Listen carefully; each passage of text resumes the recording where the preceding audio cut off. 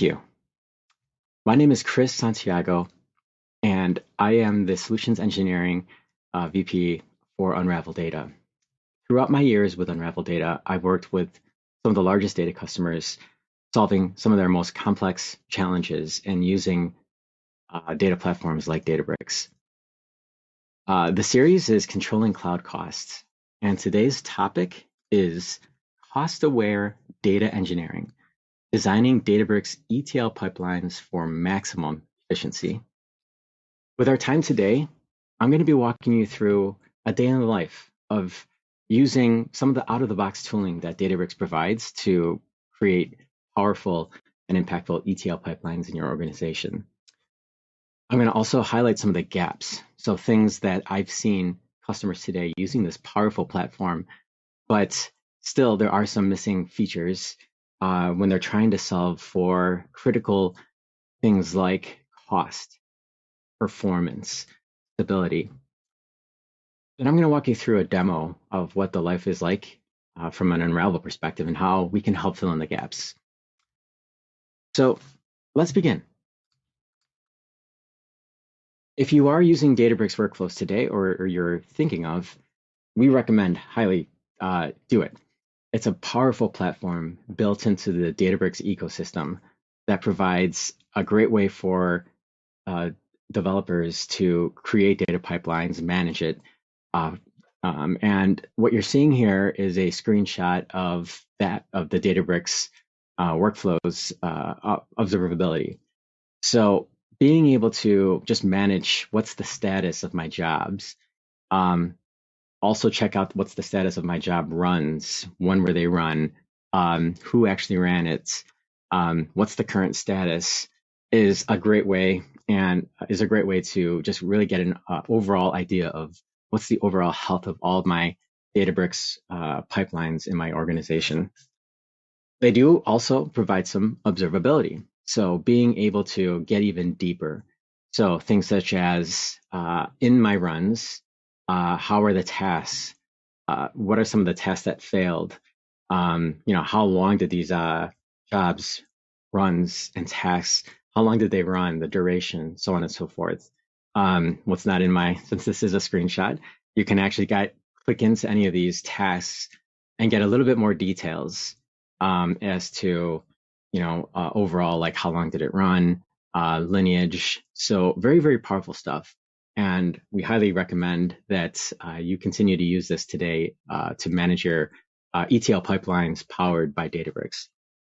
But still, even with some of this basic observability that Databricks provides, there are some things that are missing. And I'll give you some examples that I see in a lot of customers.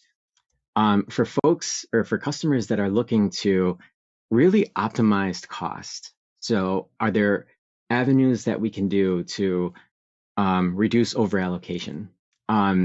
It's not really called out front and center from a Databricks perspective, right? It still is up to the end user to be able to understand, hey, pick instance types or compute instance types that is not too small where you're going to fail the job, is not too large so that way you're just wasting money on things that you're not even using. You need to find the right balance. I see a lot of customers get challenged by this because that takes expertise. It takes time.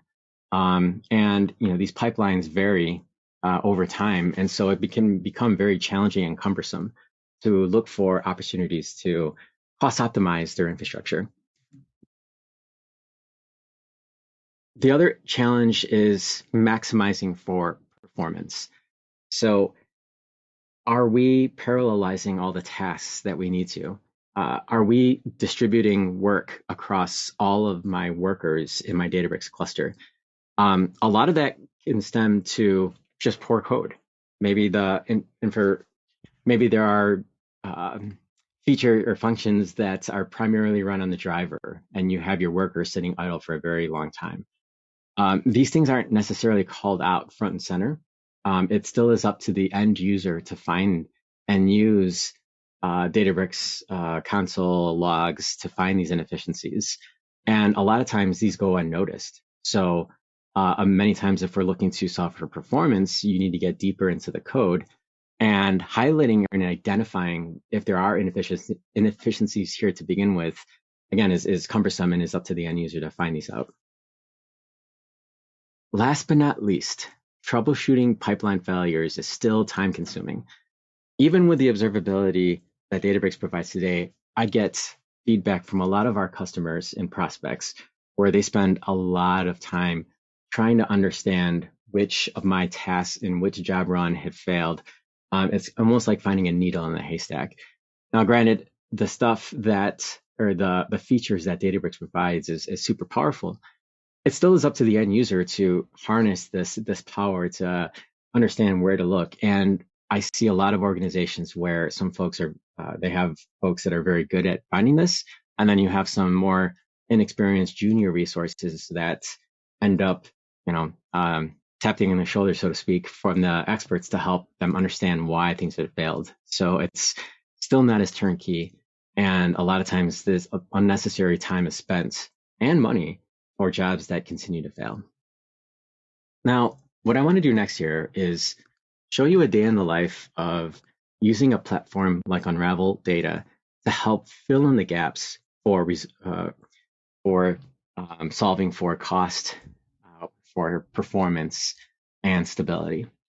The way that I'll do this is I'll go ahead and click on this Workflows tab. And in this Workflows tab, this should be very familiar to what we were seeing in the Databricks Workflows console. So things such as, what are my jobs that are running? I can see that information. If I wanted to click into the workspace itself, I can actually do that by clicking here. So I've got a, apples to apples comparison, so to speak, to understand, which job in the Databricks console. So that's pretty useful. If I wanted to understand the runs, I can go ahead and click on that view runs. This shows me all the number of job runs. So again, maps very similar to that experience of the Databricks workflows.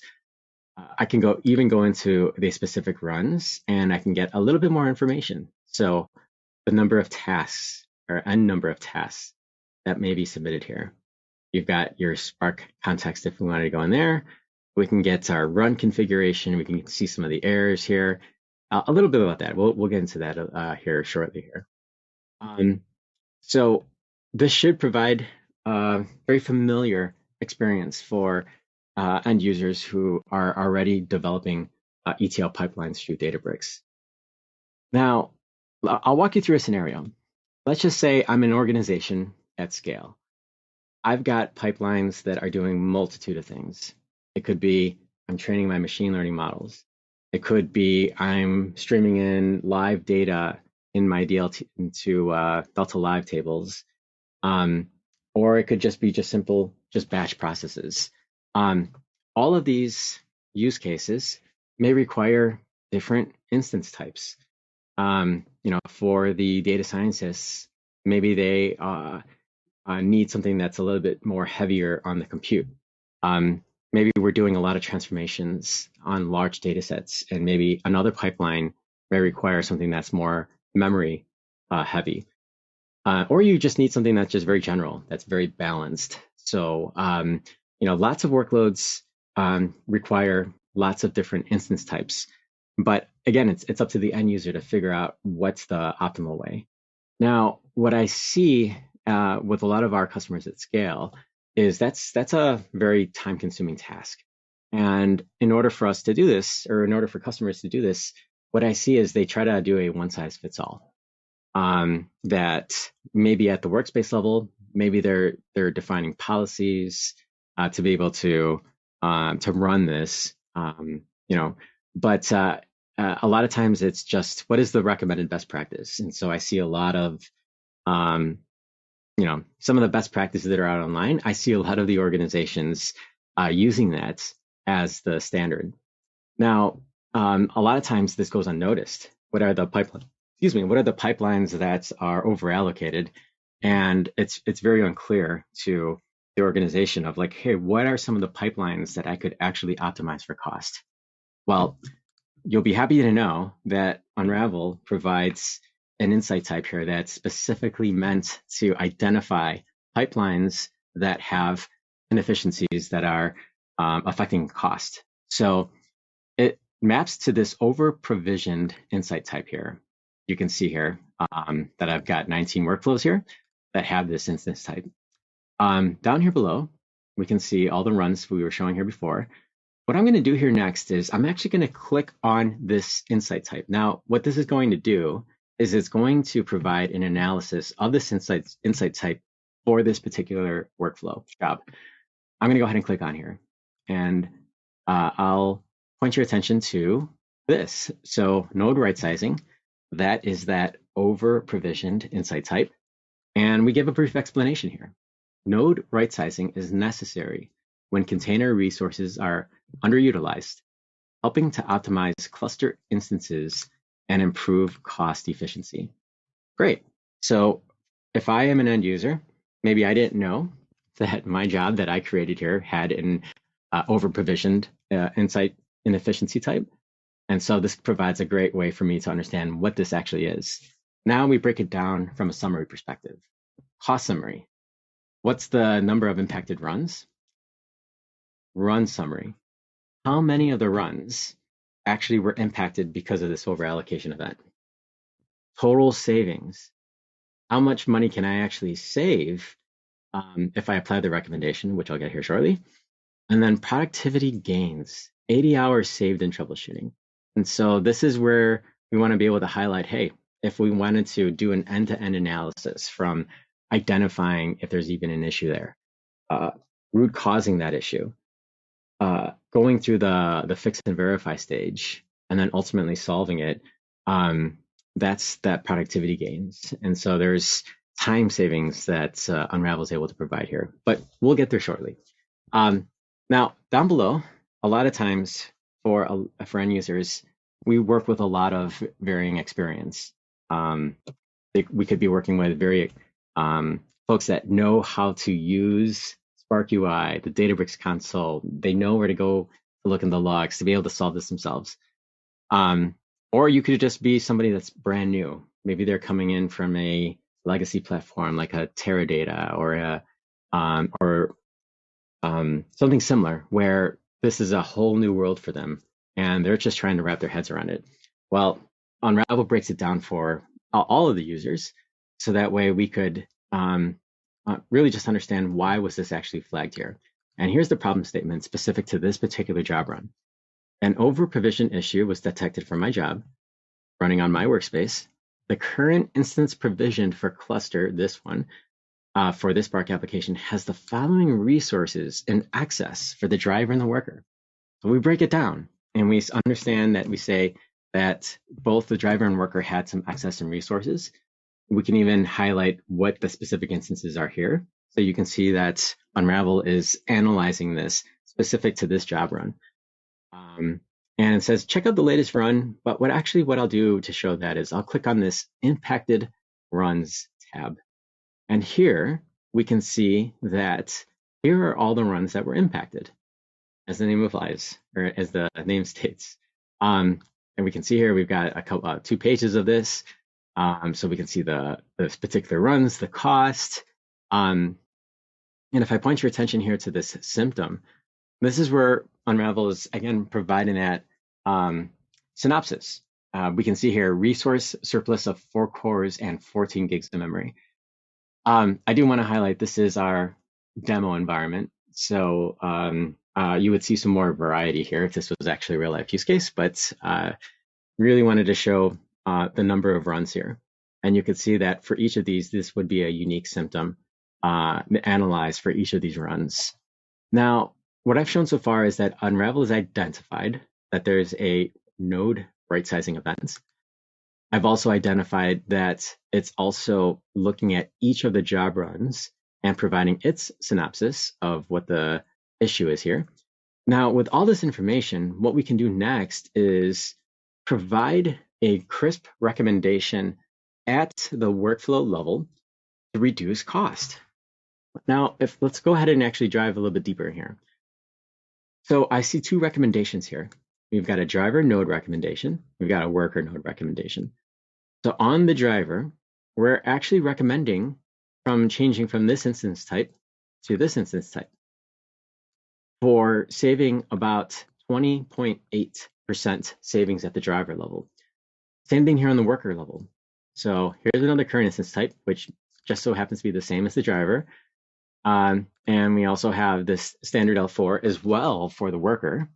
And by applying this recommendation, we can save almost 41.6% of cost for each job run. Now let's let that sink in. Unravel's providing its analysis across n number of runs here. So you can eliminate that trial and error effort of trying to figure out what's the right size for my driver and worker compute types here. We've also done the analysis here too, so that way we are optimizing for cost. So making sure that you're getting the best return on investment for the DBU spend. But we're also applying this so that way we are not impacting stability and performance of our Databricks pipelines as well. So if I come back here to the summary stage here, and we start talking about some of the benefits here that are highlighted in green, the savings, this is something that we will continue to highlight. So what is the opportunity cost here? And we'll also talk about the productivity. Hey, how can we actually make your end users more efficient, so to speak, by 10xing their ability to optimize for cost. This is what we do for organizations at scale who are looking to reduce spend on their Databricks pipelines. I'll walk you through another example here. So the other thing that we highlighted was being able to look for performance optimization opportunities. And in Unravel, that would map very closely to this bottlenecks insight type. Now, this bottlenecks insight type would be things such as driver contention, which means that the driver was doing most of the work. You've got some high I/O event where there could be a lot of time spent maybe working with external systems. Maybe we're waiting for a Databricks call, a database call from an external system, and it's taking unnecessary time on the Databricks pipeline. You've got some slow SQL, you've got some task queues, all very common stuff. And so I'll walk you through how we can solve for performance. So let's go ahead and continue to use that same job here. This time, what I'm going to do here is I'm actually going to click on this bottleneck insight type. And you can see here, we've got 9 highlighted here, which I'd like 9 runs out of this. So what is task queue? Task queue is detected when a query stage operator takes longer than the average task duration. And that's usually caused by key distribution or maybe some changing data characteristics for various dynamic workloads. Why would I care about this? Well, you can see the cost summary of the runs. Again, this is my demo environment, so small jobs. You could see what are the number of runs that are impacted. So we can see about 16% of that. We could see total savings, what's the opportunity cost, and you can see the productivity boost, what we're saving from a developer standpoint. Same thing, we've got a problem statement. Task queue has been detected in 1 or more stages. And then we break it down on a synopsis on the overall job itself. So you can see task queue has been detected. And some more additional details here. You can check the timeline tab to be able to understand which data actually detected the skewness. If I go back into the impacted runs here, and I go into the synopsis here, you can see that for each job run, we provide where we've detected task queue. So we can really understand, okay, looks like this is a pretty consistent problem. If we go into the remediation steps, here we can see view the timeline tab for this specific stage, check for skew, and we also provide some code level recommendations. Why don't you use the repartition or coalesce operations to redistribute the data or the cell in your notebook to make sure that the data is more evenly across the partitions? Or we can use another common technique by salting our keys, which spreads that skewed data across multiple partitions and parallelizing your tests even more efficient, reducing that impact of skew. Now, what I've shown here is something that isn't configuration specific, but now we're going deeper. We're going into the code level and providing recommendations there to really help improve the performance by operating and distributing the tasks more efficiently in a parallelized environment like Databricks to ensure that your SLAs are being met. Last but not least, let's walk you through what I suspect a lot of folks here that are actively managing their data pipelines failures. And so here we've got driver out of memory, executor out of memory events here in my example or in my environment here today. And let me walk you through how Unravel solves for this. So I'm going to go ahead and click on this failures here. I'm going to go back to summary. And so driver OOM really means a driver out of memory event, which is triggered when the driver program exceeds its allocated memory limit. We see this a lot of times too when folks are trying to maybe right size their environments, but they've done it too much and now it's actually having a detrimental effect on the jobs, the workflows, workflow jobs itself. Here we can see the driver has run out of memory and 2 out of the 16 runs in the past 30 days, which means that the driver size is inadequate. So same talk track, right? We can see the cost summary runs, total savings, so on and so forth. We can get the information here. If we look at the impacted runs, we could see how many of these have run. And here's an interesting one. Looks like the driver that had 7 gigs of memory, well, basically 8, failed due to an out of memory issue. So the way to remediate that is you can go in, Unravel provides the remediation steps. So maybe it's the end user collecting too much data in the driver memory, which is causing some of that issues. And we provide some remediation steps here. Could be an under-provisioned memory for large data sets, and we have some configuration properties here to help increase that. You could have some large shuffles or ride transformations by overloading memory, and we provide some code-level recommendations there as well.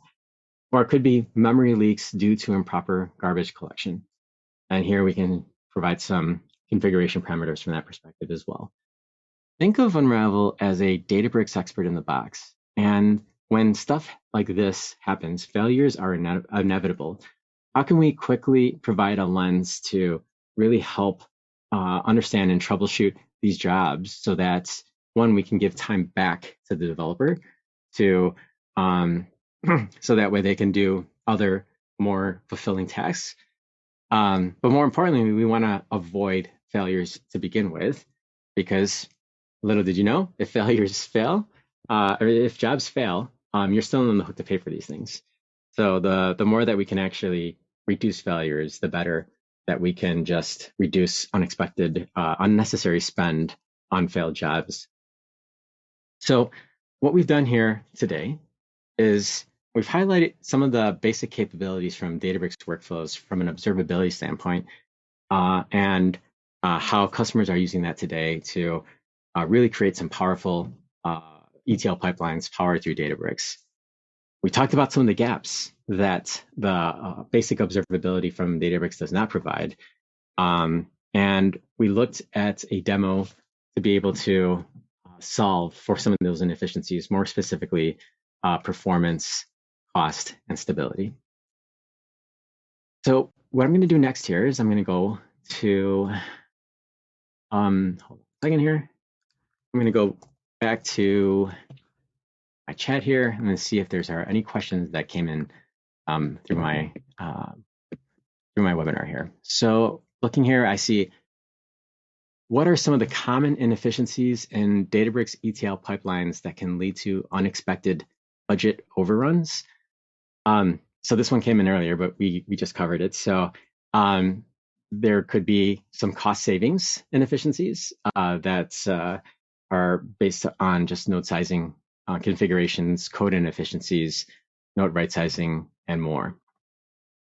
Let me go on to this next one here. What performance tuning techniques can be applied to Databricks jobs to optimize speed and cost effectiveness? That could primarily be as a result of code issues, maybe improving degrees of parallelism. It could also be on things that are more infrastructure specific as well, such as using auto scale for scaling correctly. Or it could actually be using some of the more Databricks native features like Photon. All of these things can impact performance, and Unravel has a specific recommendation just for that. This last one here, can you share a real world example of how organizations have successfully reduced cost by optimizing their Databricks ETL pipelines? Okay. One is a healthcare company, current customer of ours, that we're struggling to maintain costs. This company ran out of their budget 3 months into their 12-month budgeting cycle, and they also anticipated even more data growth. And so they needed to solve for cost, but not impact performance, the stability of their current jobs. So that way they can get their costs more predictable, and they can onboard all the future workloads that they were planning to onboard, but were artificially froze because costs were getting out of control. So in this environment, primarily they were using Databricks workflows to manage their jobs. And what they were doing is they were using Databricks policies to govern this. Essentially, what they were doing was they were looking at specific jobs pipelines, and they were providing a t-shirt sizing, basically a set of VMs that they should be using. When I pressed how did they select the VMs that were defined in their policies, they quite simply said this was the recommendation from some solution architects.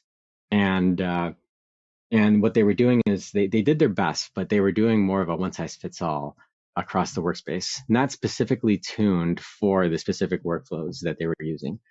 Now, these workflows were pretty complex. They were doing a lot of things, and they all had interdependencies. And so what we were able to do is we were able to split up some of these very complex data pipelines into, what instance types are actually being used, what are some of the family types that actually made more sense.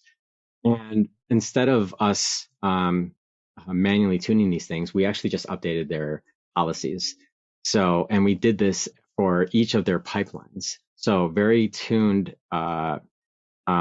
recommendations for what drivers and workers that the end user should select. And the end result here is within the first few months, we were able to net out a few $1 million of savings, and continuing as we go on. And so that's one of the many kind of, I'll call, similar success stories that I've witnessed here at Unravel Data. And we would love to do the same for you if you're looking to maximize your Databricks ETL pipelines. Last but not least, I'll leave you with this. If you are looking to get your free data, or are interested in seeing what we can do, we offer a free health check by visiting that URL. And from there, we can increase 50% more workloads for your budget, identify and eliminate wasted spend, and increase the productivity of your team by automating repetitive tasks. I want to thank you again for your time, and until the next webinar, see you then.